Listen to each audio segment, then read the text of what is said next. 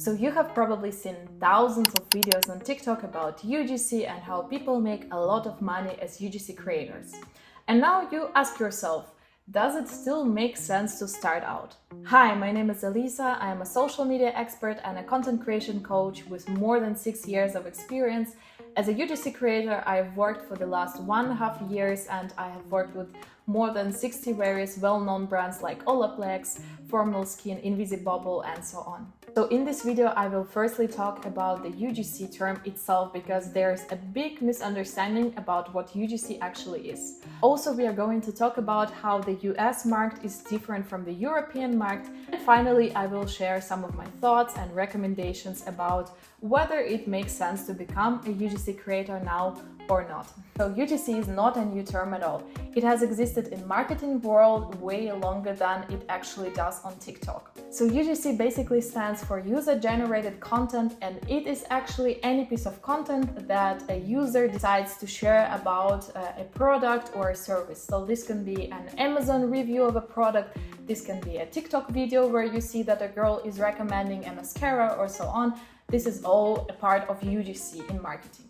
On TikTok, however, people started to talk about brands who pay people to actually create this fake UGC videos, so photos or videos where they use different products, where they share their experiences about them. Brands pay people for these types of content and then they use these videos and photos on their own social media accounts, like organically, or they can also use them in paid ads depending on the type of the contract. So when I now will refer to UGC, I will refer to it in the understanding of this like new TikTok notion.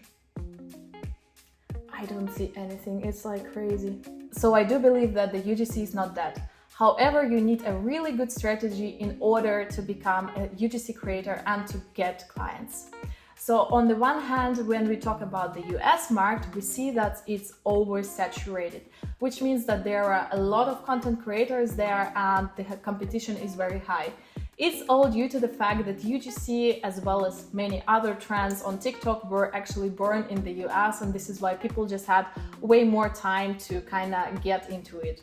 On the other hand, in the European market, there is almost no competition at all because on the one hand, there are not enough people who do UGC, but also on the other hand, there are not enough brands who now understand what UGC is and how it is different to other forms of marketing. For all my European content creators or for people who want to become a content creator from Europe, there is a great chance that you will actually get clients here because again, there are not enough content creators. But in order to do so, you firstly need to educate brands on what UGC is and why it is profitable for them. You can actually build a long, sustainable relationship with the brand and partner with them for a long time. But what I can recommend for the people in the US is definitely to stand out and to position themselves. So they need to differentiate themselves from a lot of other creators who are out there.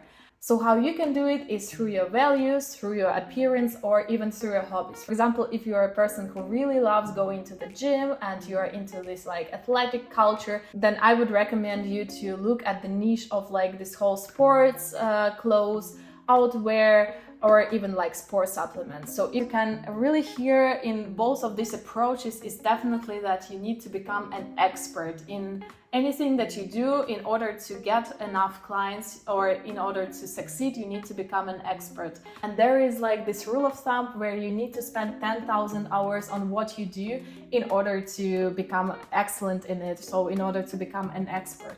In content creation, it's definitely the same. You need to practice a lot in order to understand how to talk in front of the camera. From which angles do you look good and from which angles you don't? Which types of videos do you execute better? Are these vlogs or maybe unboxing videos or maybe storytelling? And this all sums up into this like amount of hours that you spend doing content creation that people actually start to recognize you as an expert and for your like long-term experience. So I think this video can be called a great comeback on YouTube because I have already had a YouTube channel, but this is like another story and I am really happy to commit to it once again, but from a very different lens where I will talk with you about social media, marketing, content creation, and I know that I have a lot of experience and a lot of thoughts to share. This is why I'm very excited to do so, and If you like this video, then of course follow my channel, because I have a lot of really exciting content coming for you. And also, if you know anyone for whom this video could be helpful, then of course send it to them and share it with them. And don't forget your like. And I will see you in the next video. Till the next one. I need to think of an outro. I don't have this, like, you know, cute word that you use in the end of the video. Ciao. Ciao, bonita.